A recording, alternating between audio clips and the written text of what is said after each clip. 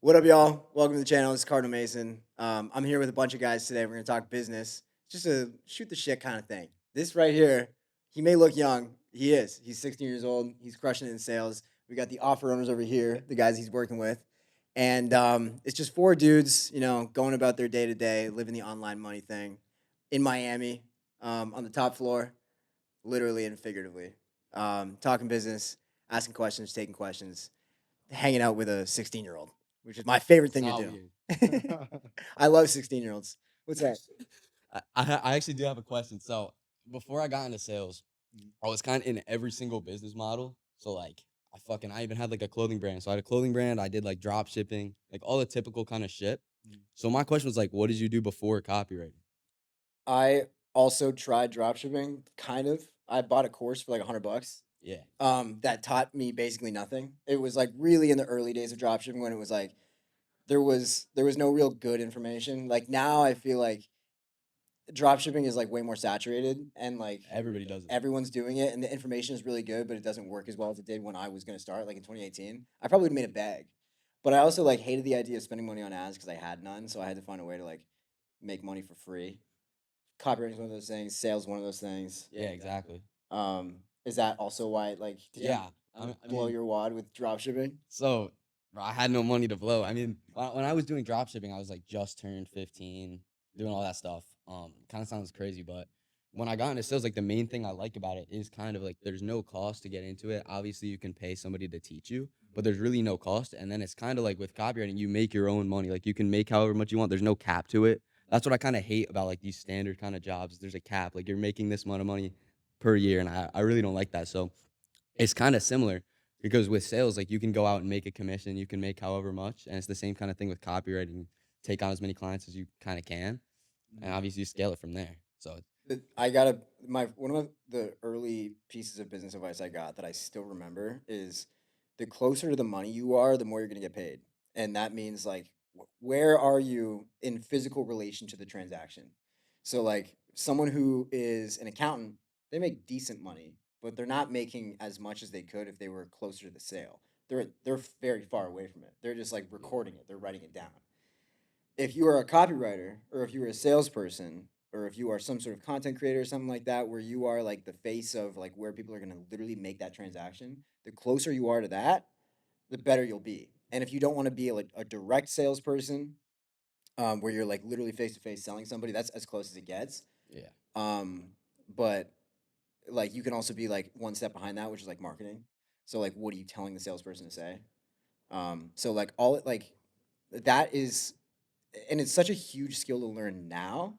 Because like, bro, if you're ripping sales and you're 16, like this is not gonna be the thing you do for the rest of your life. yeah, of You know what course. I mean? Like you're gonna figure something out in a couple years, and you're gonna be like, all right, maybe this is a better vehicle for me. But having that thing, having that skill of sales, is gonna help you forever. Oh yeah, for sure. I mean that's what everybody says, and it's absolutely true that sales literally with everything you ever need is centered around sales, which is awesome. And then obviously like I'm close to the money being in sales, and they literally are the business, right? They're literally making the money, doing the fulfillment, which is another awesome thing with sales is you don't have to do the fulfillment, right? And that's another thing I learned when I started doing the mentoring for people is you have to fulfill, and it makes it a ton harder, right? If you're just sitting behind a camera and you're just selling to people, it's one step and you're making 10% of the money. So it's really simple, and it's really, I mean, it's not too hard. It's good money. And like yeah, I mean, I understand 100%. Like this is not the thing that I'm gonna do forever because even in a few years going through all these business models, this is the first one I've really made money with, but that doesn't mean like sit doing it for the next 5 years, right? Yeah. But you came up quick, so like I'm pretty sure it was like your first month or second month Yeah, it where was like my first month and a half. you made 5K. Yeah. I mean, like you're 16 years old. Like, where do you put that? Do you like invest or? So I spent like all the money I made. So um the first like month and a half I made like what 5K, and then recently, like more recently, like last month, I made about like 15, but like 13 of it spent. So I bought a bunch of different things. I paid a mentor, the guy that they know, Andres Contreras. I paid him. I bought different programs. My money goes into like different things that are gonna make me more money. I'm looking into now is like buying a watch, which I probably shouldn't do. No, no, Yeah, I don't have the money to do it right now, but it's like that kind of thing because I see the first month I make 5K, I spend it. Now this month I make what 15K. Or last month. This month I'm looking toward like 25, 30. So I mean, it's obviously it's just up and up, and it's just. I mean, what's your advice on kind of saving money? Because Well, okay, so I think you and I have very different personalities. My thing is, I've always been really driven by security. Like the thing I want is to not have to worry. That's why I make money. I think yours is a little bit more run and gun. That's why you were more willing to take risks. That's why you're 16 doing this. You know what I mean? Like yeah, most 16-year-olds are fucking playing in the sandbox right now. And I think like for you, or for me, my goal was to put away as much as I possibly could. Like I also didn't really have a life. Like I started making money during COVID. yeah, Do you just remember COVID? inside, Was there yeah. was there was there a reason you wanted to start making money? Like, was there like a driving factor, or was it just, fuck it, I want to get money? I didn't even wanna be rich, bro. I wanted to be able to make, like, average money Hmm. without having to do much work. And that was Okay. kinda that's, like, Yeah. most of the people that I speak to on YouTube and Hmm. TikTok where it's like, people don't wanna my audience doesn't wanna make 100K a month. No. They'll get there one day because 'cause they'll figure out that, like, 5, 6, 7K a month is not enough, Yeah. Hmm. and you guys figure that out. You earned that really early. Yeah. But, like, my goal was literally just to make, like, 80K a year No. from my house, and I knew that copywriting was, like, a safe and easy way to do that, but it was only when I started making that and I realized that my effort I was putting in, like, 3 hours a day, and I was like, "I No. could make way more than Hmm. this." Yeah. So, No. like, That's why don't I just awesome. give it a shot? And that's when I, like, hyperscaled, and then I became obsessed, and I was like, "Oh, fuck, now I have the identity of, like, a rich person." Like, once Yeah. I hit, like, 20K a month, I was like, "Well, now like, I felt rich." Like, Do Yeah. in you think Canada, it'll you ever will. stop? Like that feeling of like more and more and more? I always think No. about that. No. I don't think it ever does. I think, like because that's the whole point of the Hmm. game. You know what I mean? Like, for an entrepreneur, like, how do you win entrepreneurship? Is it an exit? No. Is it You a don't. 30 million? Is it hitting billionaire status? Because you still have people who hit billionaire status and then they, you know, like they want to do it more. Like you have billionaires that will start a new company Yeah. You from start scratch innovating. Yeah. and like and they'll fucking go and raise money again and they'll do the whole thing again just so they can make another 2 billion. Like No. that to me is crazy. Like so we know that the point of the game is not to like win, it's to like keep playing. You know Yeah. No. what I mean? It's like if you're, like when I was in high school and like you have a free Saturday afternoon or something like that, Hmm. you're out playing football or playing whatever with the boys like in some random field. Hmm. Like you're kinda keeping score, but, like, most of the time, it's just, like, you play until you get tired, and then you go home, you have dinner, and you fucking do it again tomorrow. No. Like, that's kinda like the point of business where it's, like, you play until you're 65 and you're like, "Fuck," like, "I did a lot of shit I'm proud of. I Hmm. made a bunch of money. I've done pretty much everything I wanna do. I've conquered XYZ. I Yeah. have a beautiful wife. I have kids." That's when you win. That's valid. You know what I always kind of think about is, I wonder if ever gonna lose like a sense of purpose, because we've talked to Matt Shields a few times, and I think in one of his more recent videos on YouTube, he was actually talking about it's like, dude, you hit 100K a month, and you're like, what's my fucking purpose now? And he's always preaching about like, helping other people out, believing in religion and things like that. And it's just so crazy to me. It's like, dude, I mean, I don't know. I can't wait to be there and see what that's going to look like for me.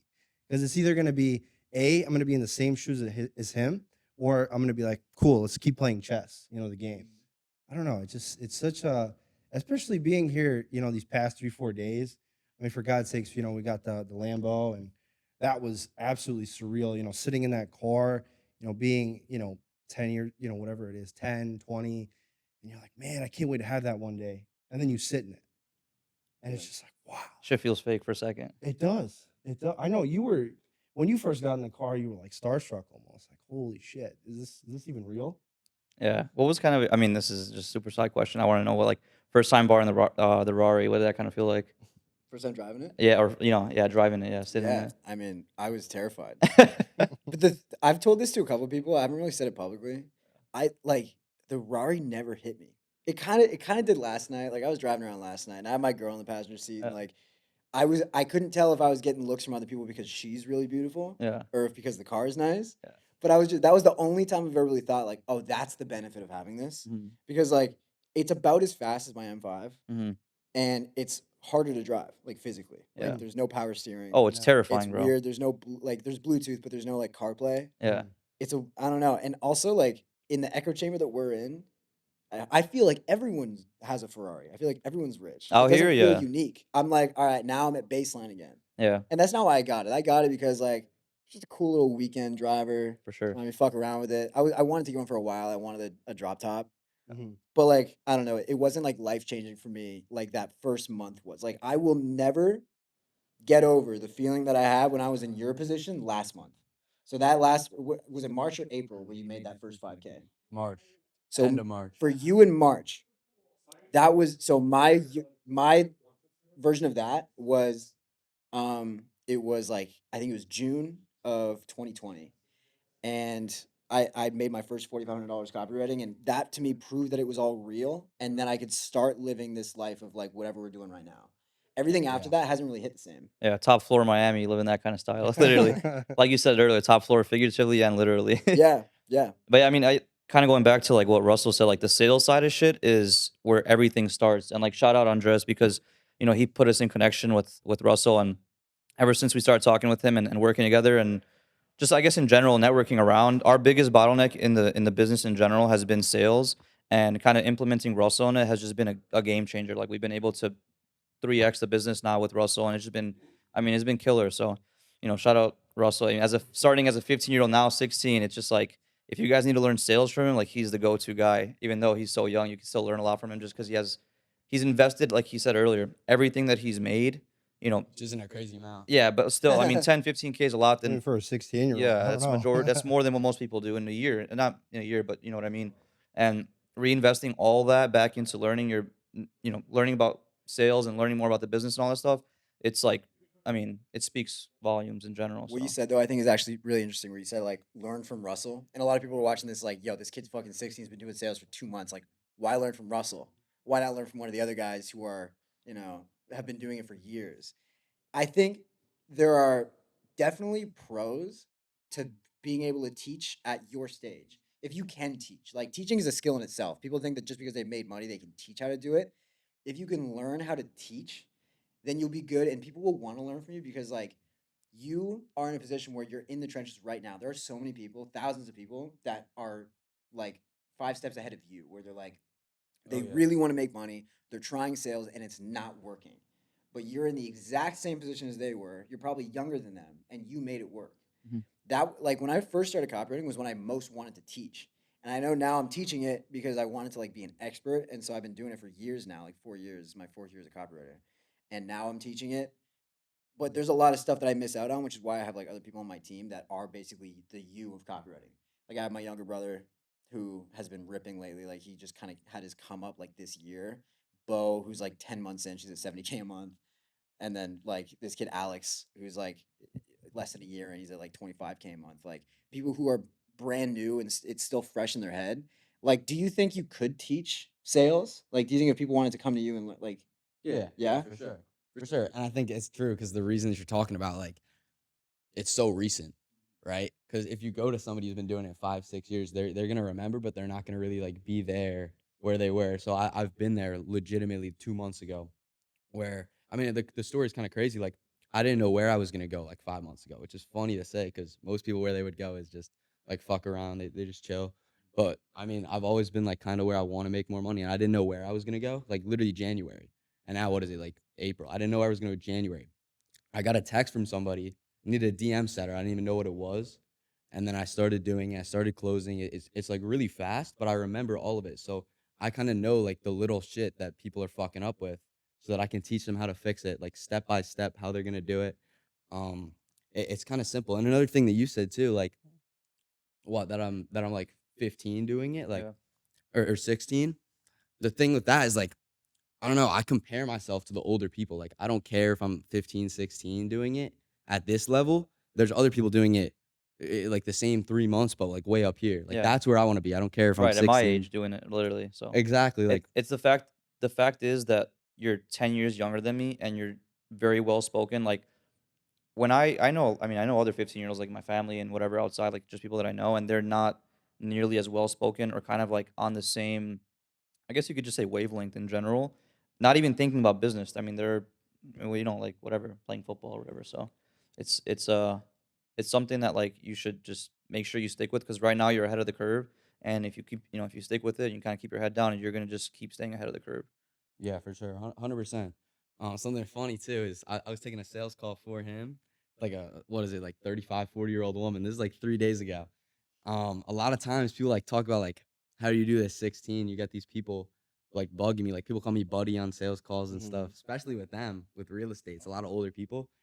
But this is kind of funny. Like this woman, end of the call, she's like, How old are you? I said, I'm 18. And she's like, oh my God, I thought you were gonna say 25, 30.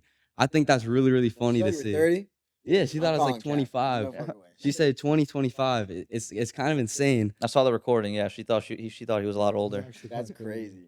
I know it's insane, and I don't even think it's not really because I how much I look like. I probably look like what, like 18 maybe. Yeah, it's the way you present Uh, yourself. That's what it yeah, I is. mean, it's really cool because there's a lot of people in the business sales that I'm in, but like overall everything, who just never make it past like anywhere. Like they don't never even make their first online dollar before they even quit. Which is why, I mean, that's why I think you're right that I'm ahead of the curve. Not because the money that I'm making, but that I've made any money Mhm. doing it at all. Because most people don't. Yeah. No, for sure. Yeah. That's the hardest part, bro. And I think like the thing that got you over it quick was that you believed it was real kind of right away. Like the Oh yeah. first sale that anyone has to make in order to get themselves into online money is that it's a thing. Like I doubted that shit for years. I don't know about you guys, but like when I was like I first of all I hadn't even heard of this shit at 16. I don't think it was a thing yet. When I was 18, I heard about dropshipping for the first time, and some chick showed me that I could get the hat I was wearing. I paid like $25 for it at some store, but she was like, I can get that exact hat on AliExpress for $2. And she showed me, and I was like, that's crazy. And then she was gonna start this business, and I was like, huh, maybe that is the thing. But she never made any money with it. I was like, oh, another scam. And then like I think it was actually Twitter that kind of really sold me on it. What like made you think? What made you know that like online money was even a real thing? Yeah, I mean, that's like, I don't even know. Because, I mean, the first thing I did was like drop shipping. I literally lost money. Like, I remember being there, like getting 2 months into it, probably getting like one sale. I was selling like this stupid thing. So at that point, I didn't really believe it at all. I think it's part of the fact that I'm just young and I mean, people call me naive. Like my mom calls me a naive. It might even be that. Like I was like believing like all these people are making millions of dollars. I might have even been stupid for thinking, but when I look at it like from here, I wasn't at all. So I'm glad I believed it because a lot of kids don't. For me, for sales, first week I got into it, I made 700 like DM setting, and that was a lot to me. Like I've never had like 2K in my bank back like a month ago, 2 months, 3 months ago. So it was kind of crazy. I was like $700 in the week. I was literally texting people in fucking geometry class. Like, no way. And then right off of that, I start closing, and it's more and more. Like, there's days where I've made like 3K, and it's insane. And then recently, I don't even look at it like it's a lot, but and it is a lot, especially. But I don't really look at it. Um, I've always kind of been like, oh, online money, 100%. Like I always believed in it, which I think is a great thing, even from the beginning. I've never wanted to work like a job. I never have worked a job like all my friends. No, and I probably should have. But all my friends work like the beach over the summer, shit like that. I've never done it. I've always been like, I want to do this, and nobody really believes it until it actually happens. So nobody really cared. They're like, it's not really gonna happen. All this bullshitting, like the clothing brand shit, kind of blew up over the summer, but I like made no money. Like it looked like I was making money, but the margins are so slim, I just wasn't making any money. Yeah. Um, and then sales just really like did it to me. I don't know. It was really really fast. Yeah. The Yeah, thing everything happened I fast. was gonna say the thing I like to we like to call it Wi-Fi money. The thing about Wi-Fi money is that like it's I mean there's no like limit. There's no like roof really on it. I mean you're kind of limited to how much sales you could do in a day. But it's like if you're doing 10 presentations or 10 sales calls, but like that in itself is like enough to supply you like for I mean you've already experienced it with the amount of days the kinds of days you've had. Um, I mean, like with copywriting, I don't know too much about copyright. I know it's, obviously a little bit different of a business model, which I do want to get into in a second because I want to know, like, just learn a little bit more about it. Or maybe, or obviously, you could tell the guys kind of like how you, or like what your kind of day to day is now from where you're at and where it was kind of when you started. Yeah. Because the one thing about me with business is like, yeah, I mean, we got the agency going on, worrying about sales and admin stuff and all that other bullshit. But like, one thing about me is like, I'm super, super fascinated about like, the turnaround with businesses like where you start where you were in the middle what got you out of like the up like obstacles and then in general like where you're at now and kind of what you do now day to day if that makes sense. I know it's a Yeah, loaded question yeah, but yeah. No, for so I have freelancing, and then I have the coaching. So I have copy MBA. Yeah. Most of my time goes to that because that is just way more important to me. Mhm. Freelancing to me is like, dude, it's like it never gets harder. Like it's not like because I'm not trying to scale it. Yeah. Like I've been sitting pretty at like 20 to 30K a month just from that for a minute, Yeah. and like that's so brain dead to me now because my clients I know that like I've been working with them for a minute. Like Yeah. one client I've had since 2020. Like I just never let him go. Yeah. It's the easiest work in the world to me because I've just been doing the same shit. Right. And so like, and I only do it because I love it. Like I don't really need to do it anymore. I just do Mhm. it because I like to do it, and it's like it's easy, bro. I enjoy writing. Most of it is how can I, you know, add more to copy and VA? How can I get more people in? How can I teach people about copywriting? How can I find the next Russell? Yeah.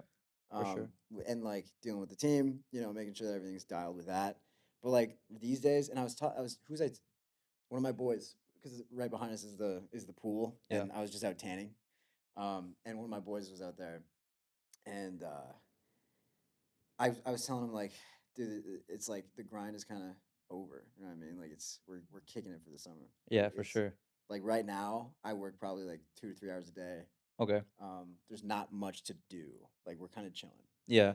It just kind of puts into perspective, like, kind of like, I mean, just seeing like where Russell's at right now and like grinding. And dude, it's fucking, I just love the grind when it comes to business related stuff. But Mace, I want to ask, like, when you first started, what was sort of your day to day like? What obviously I kind of get what sort of got you into copywriting and all that stuff, just like your love for it. But then when you were first starting, like, what was your marketing look like? How did you reach out? Like, how were you getting clients? How were you like fulfilling for them? Because all that stuff has changed, I know, in the last few months for you, right? You're talking about freelancing. Yeah, yeah, yeah. Yeah. So I mean, like I did a little bit of Collab Reach when I started, Mhm. but I got myself into a really good position around a lot of big D2C guys. That was like my first like love. Okay. Like info and all that other stuff came later. Mhm. I was doing all kinds of stuff for ecom brands before anything else, and so like that was my thing. I was a marketer, I was a copywriter, Yeah. and so I got around these guys, and I was just like everyone's favorite. So I would just get picked Okay. for pretty much every gig. Like I was just once I was in the network, and that took a couple months. Okay. I was just getting inbound left and right. Okay. So most of it was like through referral and network that you were getting your Yeah, sort of clientele and you were copywriting with those guys, and then okay. because it would be agencies. So I started with an agency, and Yeah. I was working with them, and I got a lot of experience writing for brands, and they had some big brands at the time. Like Yeah. they were working with some pretty heavy hitters, Yeah. and then the brands would get me to do like little side projects for them, and they'd be like, "Yo, my boy needs a copywriter for this sales page, and oh, he needs emails now," and so I just pick people up like that. I was like in Slack groups, I was in like little Facebook groups where I would just get picked out. Okay. So that was when it was really easy. But the problem was, so the day to day part was actually really stressful Yeah. because I wasn't actually doing any outreach. It was all client work. Yeah. And so every day I would just have a to do list of stuff I had to do where it was like, all right, I got to write an email. So my work block was because like the agency that I was working at Mhm. was really like my main priority because they kind of put me on. Yeah. And so the first 2 hours of the day, no matter what, would be dedicated to doing stuff for them. And that usually meant either I had to do meetings or I had to like do some sort of concepting thing or just bang out a bunch of emails. And so I would write like 15 emails in the first 2 hours of the day, Okay. just bang those out. And then I would have email for Terry, email for Kinship, got to write a Twitter thread for this guy, got to write, an email sequence for this. I got to do slides for this thing for Luna, like just all kinds of just like every day would be like, 10 things on the list. Mhm. And there, like when it started to get really busy, like, and this is past like 35K a month, my first time around was when like I would wake up at 6 in the morning, pop a Vyvanse, Yeah. be wired all day long, work Oh from my god. 7:30 till like 6 p.m., Yeah. bang out everything I need to do, and then I'm still like amped Wired. because I Yeah. was taking like 60 milligrams at a time, Holy fuck. That's which is a crazy. lot of Yeah. Vyvanse. Yeah. It's Yeah. way too much. And then I'd be up until 3 in the morning, and then I would do it all again the next day. Okay. Sick. And then when you started, I guess, offloading some of that, what was that like? I'm assuming you were just picking up VAs kind of to do some of the No, tasks for you, I've or? never hired a VA. Oh, okay. I so that was 2021. December of 2021, I like shut I basically got rid of everybody except for like two or three clients. And I Okay. was still making like 15K a month. So you scaled back down. So I just kept my biggest clients, Okay. 15K a month, and I was kind of chilling. That was the first time I came to Miami. Yeah. Started to realize like, oh shit, like there's some real money out here. Because Yeah. I realized like for you to have fun in Miami, like you have to make at least half a million a year. Yeah. And I had touched that a handful of times, but like not consistently and not sustainably because I Yeah. was like just killing myself every day to get there. Mm-hmm. And I was like, I gotta find another way. So I took kind of December off, January, started Cardinal Agency. Okay. We did pretty well right away. I kept those clients, so I've never not freelanced. Hmm. Grew the agency up to, we had a couple months where we were doing like 100K ish, and then again not sustainable. And then I took on like more consulting style clients, and then started Copy MBA, and then that's been like the main thing that I've worked on since then. That's fucking sick. Yeah. Hell yeah. And that, I mean, Russell, like going back to kind of like the sales side of things, is like it really just goes to show like with the business how like quickly you can adapt to things. Because like May said earlier, like you're not gonna do this the whole time, right? Um, you Yeah. know, just cry. You're not gonna sell for us the whole time. So I'm gonna cry a little bit when you leave. But like in general, what I mean is like when you develop and like when you move on to things that because like obviously Mason got his thing with now he's teaching what he was preaching, I guess you could sort of say. And I guess when you get to that point, like you're gonna see, and you're doing it so early that it's like Yeah, just it's Russell, I kind of want to ask, like, where do you want to take things? So, like, yeah. realistically, like, what's your plan? Like, how much longer would you ideally want to sell for, and then would you transition into something else eventually? Like, what does that kind of look like for you? Man, it's a tough question because you do have to transition into something because it's the same thing he's saying. Like it's not sustainable. Yeah. Yeah. Obviously it's somewhat sustainable, but something can happen. Like I'm selling for people. I'm not Mhm. selling for myself. Mhm. He's copywriting for other people, but or he was. But that's the thing. Like it's not sustainable. How do you think that it can like become sustainable in my position?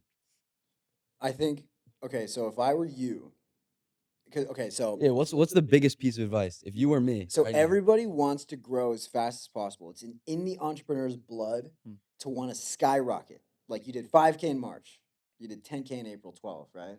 Yeah. Right. You're gonna do 20 this month. You want to do 50 by the end of the summer. Oh yeah. I think that as fun as that sounds, like I think it's honestly good to like coast for a bit. Like, bro, you're 16. You're gonna be a millionaire in the next 5 years anyway. Basically, no matter what the fuck you do. Like before you're allowed to legally drink in this great nation, you're going to have $1 million in the bag to your name. I Whatever. wholeheartedly believe that, by the way. So what I'm Appreciate that. thinking is like, because every time you make an adjustment, it's a lot of stress. Like it takes a lot. Like, dude, the first 4 months of Copy MBA after transitioning out of what I was doing before was crazy, bro. Like I didn't really sleep. Like it was a lot of work, a lot of work. Um, Same with starting the agency. Like, dude, I was like kind of traveling too because I was like trying to escape Canada because of COVID. Because there was just like all these stupid ass laws, Lockdown. and so I went to Mexico, and then I was in Miami again for a little bit. I went to Dallas, and I was in Charleston, and then went back to Canada, and then I came back here for like I went to Nashville. Like I was just all over the place trying to build this, and it wasn't even.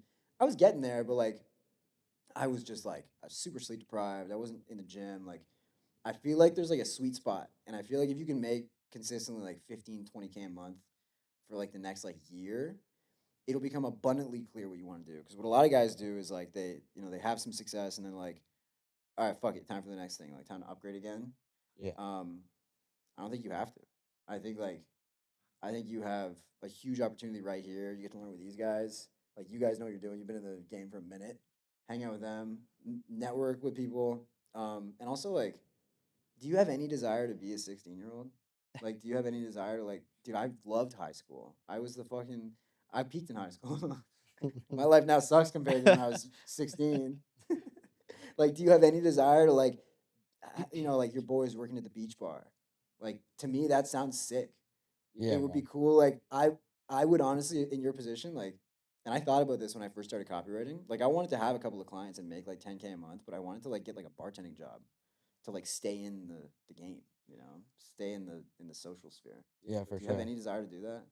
I mean, I don't know. Maybe. I mean, it's hard not to like you said, like not want to go to the next thing and go bigger and bigger and bigger. It's like the shiny object, but I don't know. There's a desire, of course, right? Like I'm 16. I can't even drive yet, but like that there's a desire 100%. And I think you're right. They should stay down and keep doing the same thing I'm doing right now before trying to Yeah, go like bigger get and bigger. reps. Because something will happen, right? If I keep going bigger and bigger and trying to make it bigger and bigger, like I obviously don't know a lot about it. So Mhm. something's gonna happen. I'm gonna fuck something up. And that's like the biggest thing for me is not plateauing, right? Mhm. Because I did what 5K, 12K, trying to do 20.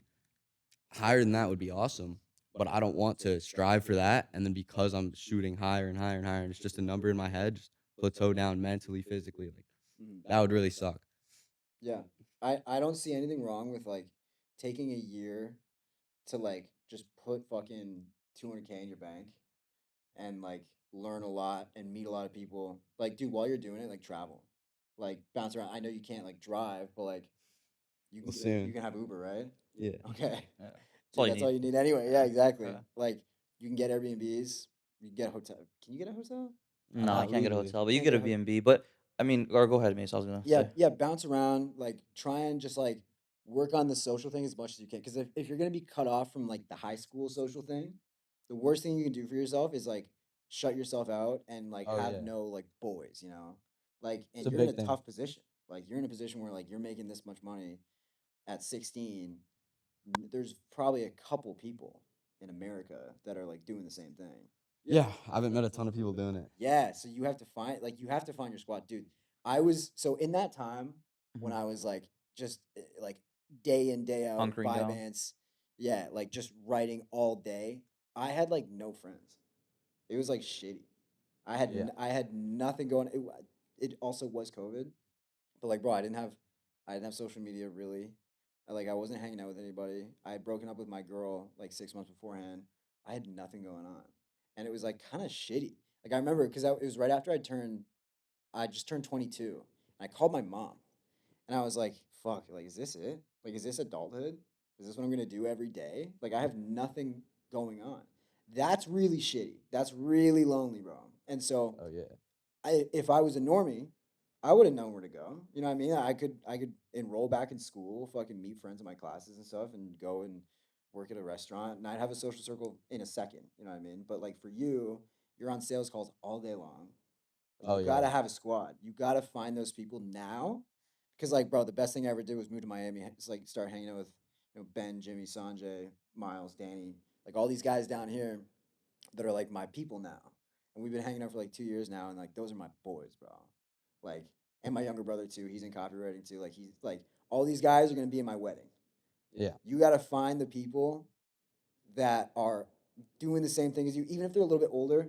You gotta find those because like that's like the main mission. That's why we do what we do, bro. Money is boring as shit if you have no one to spend it with. Yeah, I want to kind of add on to that, and this is something that like me and kind of Ken and I always talk about too. It's like we're still kind of in this picture too. I mean, we're not clear. We're still like it's what we call like chaos. Like you just need to like go through this chaos phase where it's like you need some chaos in your fucking life to like really realize that like that's I don't know. I guess That's scaling. yeah, That's what scaling is having chaos, is it being like, holy shit, I have so much to do. This is gonna be super hard. But guess what? yeah, That chapter that you were talking about, I call that a chapter. Yeah. That's just a chapter in your life. We all go through that lonely phase. Mhm. Me and Adine don't got nobody else. yeah. I You know what I think I mean? mean yeah. There's like people will like try and shoot you down. People will try and blame things on you. People are gonna try and like or hate on you. I mean, it's already going on, and no names or anything, but Matrix attack. yeah, and it's just like it's the chaos that you kind of have to go through, and like Kenan said, we're still in that chaos as well, and you don't know how long it's gonna last, but that's gonna like build your character and get you to, you know, Mason's level It builds soon. character at the end of the day. Yeah, Oh It, yeah, for sure. yeah, you want to go through all that shit because if you don't, you're gonna be. I mean, you're gonna be soft. You yeah, don't. You want to be hard. You want to know how to act. You want to know how to lead a team because at the end of the day, how are you supposed to lead a team of people or employees, if you will, if you haven't gone through all that hard shit yourself? that bullshit. Oh Yeah, yeah, definitely. Yeah. And when you're talking about networking, meeting different people, do you think I'm kind of doing the right thing right now, being on social media, being in all these different places, trying to meet all these different people? Or do you think Yes, there's but you gotta physically go. Because like networking online is cool and you can have your boys online, but like I had the same thing, right? Like my clients were kind of like my friends, and I had yeah, my friends online, but as soon as I closed that laptop on a Friday night, and like everyone's like, oh yeah, I'm going out, I'm going to the weekend, da, da, da, I'm going to bar with this person, my boys back home, and then you close the laptop and there's nobody there. oh You yeah, know, it's really sad. yeah, You gotta find where these people are, and you be the leader, bro. Like if you meet, like don't wait for people to reach out to you. Like if you see someone who's like a couple years ahead of you and killing it, like try and meet as many people as possible, and like put yourself where they're at. You know what I mean? You're in Chicago. Chicago's a good place for that. Miami's a great place for that. New York business, not so much. It's still fun as fuck. But California, you got guys out there. Like as long as you're in a big city and you have people that are like not just like business friends, but also like your boys, bro, that also do business. Like I feel like that's the key. You know what I'm kind of nervous about though, is once we get to that point, or at least from Dean and I and Russell, I wonder how many fake people we're gonna meet and that are just like friends with us because all these guys make a shit ton of money, they have all these cool cars and all this shit.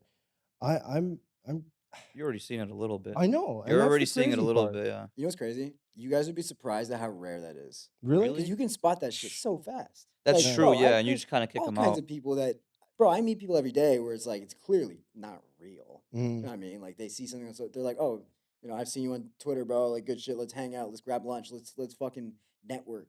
mhm. And you're like, oh, I see what's going on here. Yeah, Yeah. yeah. Like, you'll know right away, like, what's an organic relationship. You're never gonna get like backstabbed. No. That's very rare. No. At least here, like maybe like in a different community, like I don't know. I hear that a lot more in like entertainment. Mhm. Mm. Like people are less likely to latch on to money, way more likely to like fake latch on to clout. So I like see. I have a lot of friends. This is more a West Coast thing, Mhm. but like they got a couple million on TikTok, a couple million on Instagram, and like they have a bunch of people that are around them just because they want to be on fucking camera. You know what I That's mean? horrible. That's not real. But with money, bro, entrepreneurs are smarter. You Mm. guys know. You Yeah. guys are trained You sniff as it. entrepreneurs to know what people. Yeah, you sniff it You out. sniff it out, yeah, Yeah. absolutely. Sniff out the bullshit. Exactly. Yeah. Russell, I know you were gonna say something about the sales side of things. I kind of cut you off, so my apologies. Or I'm not sure what you. I'm not sure. I don't remember what I was talking about, but Okay. that's definitely true in sales where you can kind of tell what a person's thinking, tell what a person's doing. So, 100%. I wanted to ask too. When you're talking about like these different phases, is it all like a smooth thing for you, like one to the other, or is there like distinct a couple phases, like like here I was this through this, I was doing this, and then I jumped a Yeah. lot, and then I started doing this. Like, is it always a risk, or are you taking like these comfortable little smooth kind of things? I mean, it makes it a lot easier if you have bread in the bank. That's why I was saying where it's like take a year to just stack.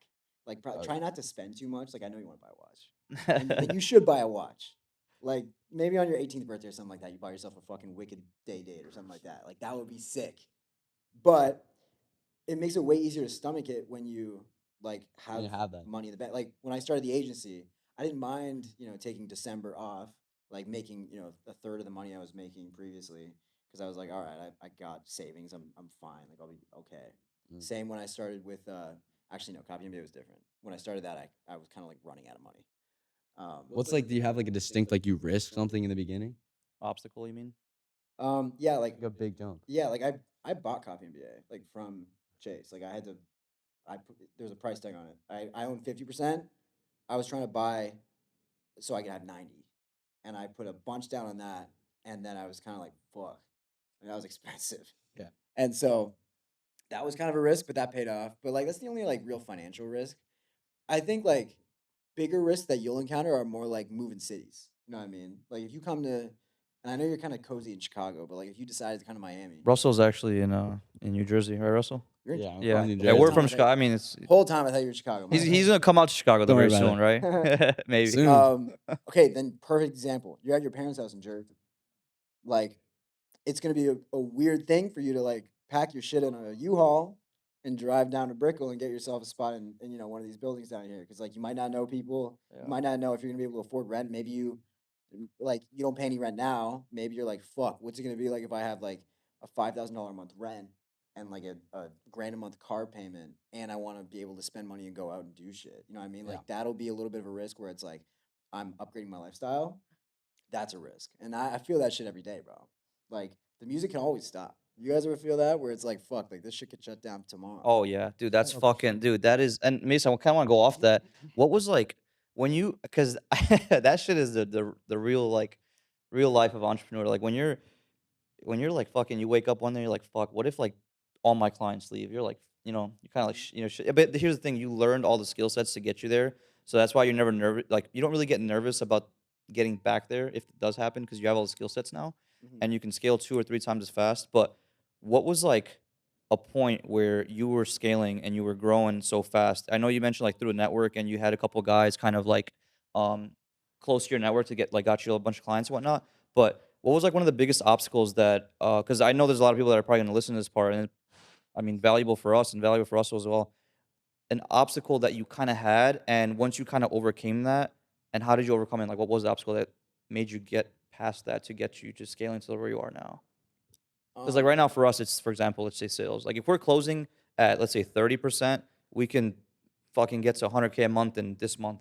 You know, so but that's not the case. We're not closing at 30%. So Russell, get that fucking close rate up, bro. I know. it's tough in the real estate agency, but Yeah, I'm chilling on the other offers. Real estate's a little bit harder, and that's something like I love being with them because I don't make a ton of money specifically with their offer, but it's just learning.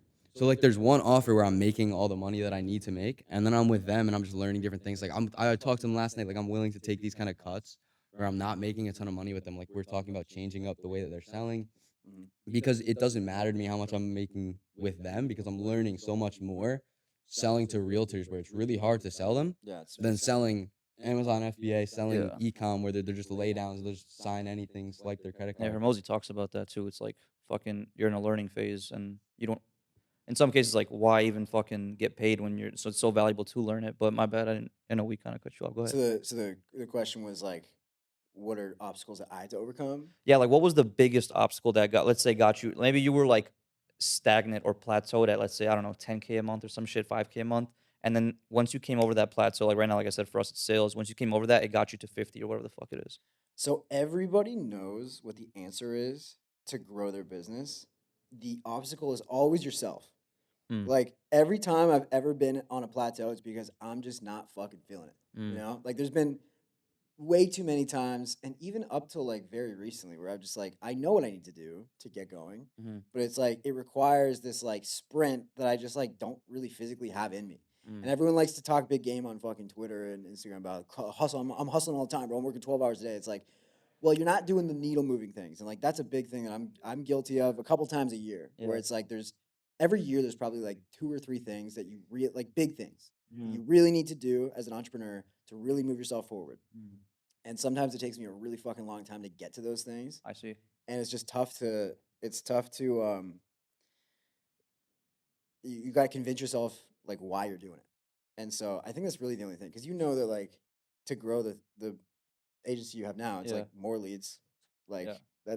like more, whatever, Yeah. open that Increase shit Sell show up. more, rate. And close then more. That's it. Yeah. yeah. So Close more it's a numbers. sales team problem, and you know that like to keep up on the back end, you need to hire more people to fulfill. Yep. Mhm. Like it's really like not complicated on paper. It's just like, are you willing to fucking, put your dick down on the table and put 10K a month into paid traffic, or are you willing to stop doing cold emails and maybe do like fucking YouTube and start posting 2 videos a week Yeah. and get in the studio and fucking script those things out and shoot them and then Right. do a VSL and do all kinds of random shit. You know what I mean? Like Yeah. there's so much work that goes into that.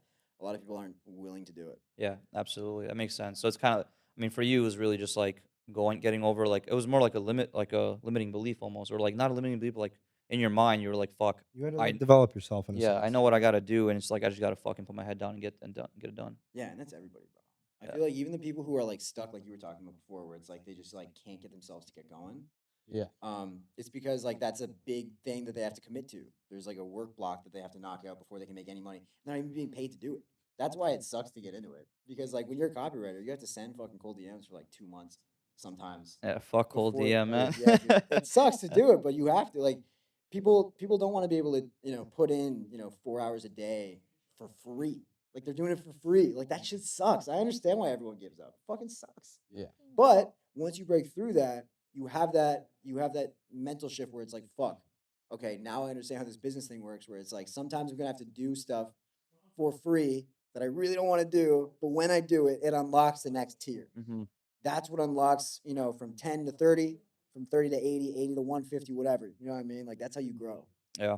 No, yeah, that's helpful. Yeah. I mean, it's just like, we were talking about this yesterday at dinner. And it's like the limiting belief slash like, you always get it. Like I mean, maybe sometimes you don't or whatever, but like as an entrepreneur, Russell, like this has come to us. I'm sure it's gotten to Mason a bunch of times.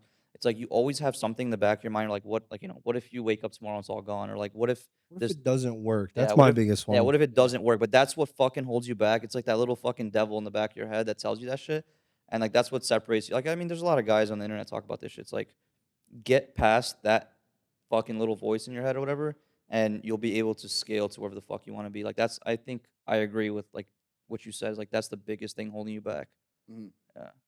Yeah, for sure. And I think you're right too. Like a lot of people, you said working for free when they're first That's starting. what it feels like. Yeah, and the reason people quit doing that is because they don't believe it. Mm. Like you said, when did you like fucking think it's actually real? Like, is there a moment Yeah. like your first dollar is real and then No, my first cold email response. first cold Yeah, email and it was a response? negative one. I remember his email. It was mh@vandalproject.com, a Canadian company. They sold supplements. I was That's manually insane. sending cold emails. His name was Mohammed. And I sent him this cold email, and he responds with, "Yo, how did you get this? How did you get my email address?" And I told him, and I was like, "Yo, I scraped it. Hope you don't mind, but yo, I wrote you the sample. I want you to check it out. Can you give it a shot?" And he was like, "Fuck, sure." And so I sent it to him, and he hated it. And I remember thinking, like, I was so close, bro. Yeah. Like, I almost just did it. And I was like, okay, like, time to get back to it. And that's when I was just like, I ramped it the fuck up because I was like, now it's real. Mhm. Now I know that at any moment I could get hired. Because it's not like you'll send 2,000 cold emails and nobody ever responds. It's really only like 200 or Yeah. 300. And then, like, Yeah. once you get that first client, you got money coming in, then you're not doing it for free anymore. Mhm. And it starts to feel real. And then every step after that, you just like, you get more and more motivated. Yeah. It is really surreal though. We just hit an invoice yesterday for like $1,200, just auto charge. Every time we do that, it feels surreal. Yeah. It's like looking at Stripe, like, damn, I'm really gonna bill this guy $1,200. Yeah, It's- just Run like the card. Yeah, dude, auto it's- charging and shit. I mean, it's I guess a little backstory for on myself. I'm the oldest one here, but and Russell. I mean, if you could learn anything from this, obviously take the path that you think is most right for you. But like for me, I went through high school, I went through college. I got my fucking degree in finance, even though I don't fucking use that bullshit piece of paper. But I went through all that shit. Kind of, I'm first generation here in the States. My parents were born in Bosnia, and so was his. We're both first gen. And we kind of had to do that shit for our parents. And I'm not sure exactly if you're in the same position where like your parents are like, Yeah. get the shit done. Yeah. They want me to go, yeah. Yeah. So it's like they want you to go to college. They want you to go through all that shit. But then once you get there, I mean, one thing that's like college is the most distracting shit. When I was in college, I didn't even fucking think about making a Wi-Fi money, I guess you can call it, right? I was like, fuck, where am I gonna get my next drink? Where am I gonna go fucking play my next basketball game, whatever the fuck it was. And it wasn't until I got out of that and then COVID hit, and I was like, fuck all this shit. COVID was a blessing in disguise for us. Absolutely. It 100% Yeah. was. Dude, I was playing Minecraft it's a during different COVID. time. Yeah. As you should, bro. I was in sixth I'm grade. I'm glad you weren't 12. Yeah. Doing sales calls. 12 fuckers. So would you be opposed to? This is a great combo, but I feel like we should wrap it. Is there anything else you guys want to say? Anything you want to say? This is your pod, Russell. I mean, like my last fucking thing, because you already gave me like a ton of advice. Uh-huh. But for everybody like else, like not even me personally, the other kids that are like 15, 16, want to do the same thing I'm doing. I mean, what would your piece of advice be to them? Okay, so if you've watched all the way to the end, you've seen 4 different entrepreneurs with different like ethnic backgrounds, different ages, different industries, all sharing the exact same experiences where we felt it wasn't going to work. We didn't think it was real. We got that first dopamine hit or that first little piece of validation or first dollar or whatever, and then it started working, and then we surprised ourselves with the results that we got with it. You know what I mean? You probably didn't think you were going to make this much money at this age. Fuck I no. definitely thought I was never going to be here. You guys probably Yeah. the same thing, right? So there's you just saw 4 different cases of this. It's not going to be different for you. If you're in the, I guarantee everyone watching, except for maybe 1%, everyone else is sitting here thinking like, fuck, I wish that were me. I wish I could make it work. You can. It's just this one thing that you forgot to do. And it's fucking get your ass to work. Yeah. Yeah, I think I want to add on is like for us, I mean, it wasn't too long ago that I was in that same boat, and it's like it's very easy to just scroll past on the next video and watch the next fucking thing and, go eat and fucking live the same life that you're living, but it's like the hardest part is starting. And once you kind of start and once you kind of get the water flowing and the fucking, flood the gates flood open, that's when things are just very easy in your mind. You know what to do, And one of my buddies tells me, he's like, the ball is not in your court, and it's not like the favor is not on your end. Everything's not in your favor. Essentially, is what he's trying to tell me. And he's working a corporate job, all that stuff.